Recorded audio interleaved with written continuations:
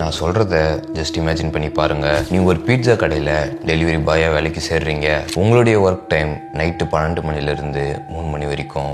இந்த வேலையில் சேரணும்னா சில ரூல்ஸ் இருக்குது. அந்த ரூல்ஸை ஒரு வேளை நீங்கள் ஃபாலோ பண்ணல அப்படின்னா டெலிவரியை முடிச்சுட்டு உங்களால் திரும்ப ஹோட்டலுக்கு போகவே முடியாது.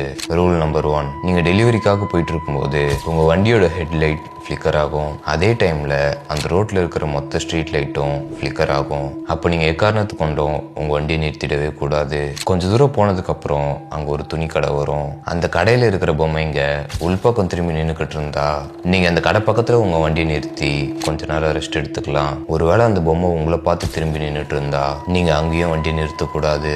ரூல் நம்பர் 2, நீங்கள் டெலிவரிக்காக ஒரு வீட்டுக்கு போகிறீங்க.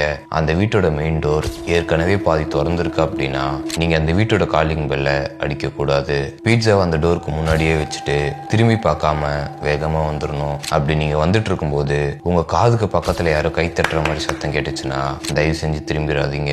ரூல் நம்பர் 3, நீங்கள் டெலிவரி பண்ண வேண்டிய லொக்கேஷனுக்கு போய் பார்த்தா அங்கே வீடே இல்லாமல் வெறும் ரெட் கலர் கேட் மட்டும் இருக்கு அப்படின்னா பீட்சாவை அந்த கேட்டு கீழே வச்சுட்டு அதுலேருந்து ஒரு பீஸ் பீட்சாவை மட்டும் வெளியெடுத்து வச்சு உன்னோட சாப்பாடு வந்தாச்சு அப்படின்னு அஸ்கி வாய்ஸில் சொல்லிட்டு அங்கேருந்து உடனே கிளம்பிடணும். நீங்கள் இப்படி போயிட்டு இருக்கும்போது அந்த பீட்சாவை யாரும் சாப்பிடுற மாதிரி உங்களுக்கு சத்தம் கேட்டா திரும்பி பாத்துறாதீங்க.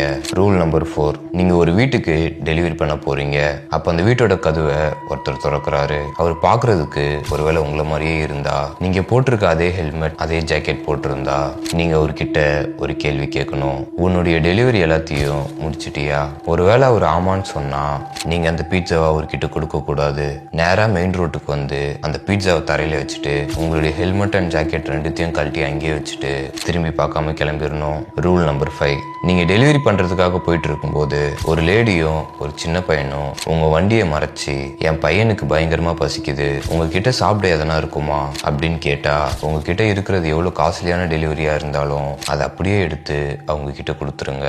ஒருவேளை நீங்க கொடுக்கல அப்படின்னா அந்த பையனோட டின்னர் நீங்க தான். ஸோ இப்போ நீங்க சொல்லுங்க, இப்போ இந்த ரூல்ஸ் எல்லாம் கேட்டதுக்கு அப்புறம் நீங்க அந்த பீட்சா கடையில டெலிவரி பாயா ஒர்க் பண்ணுவீங்களா? கமெண்ட்ல சொல்லிருங்க. அண்ட் இந்த வேலைக்கு யார் கரெக்டா இருப்பாங்கன்னு நீங்க நினைக்கிறீங்களோ அவங்களுக்கு இந்த வீடியோ ஷேர் பண்ணிருங்க. தென் இதே மாதிரி நிறைய ஹாரர் ஃபீலிங்ஸ் எக்ஸ்பீரியன்ஸ் பண்ணணும்னு நினைச்சீங்கன்னா மறக்காம ஃபாலோ பண்ணிக்கோங்க.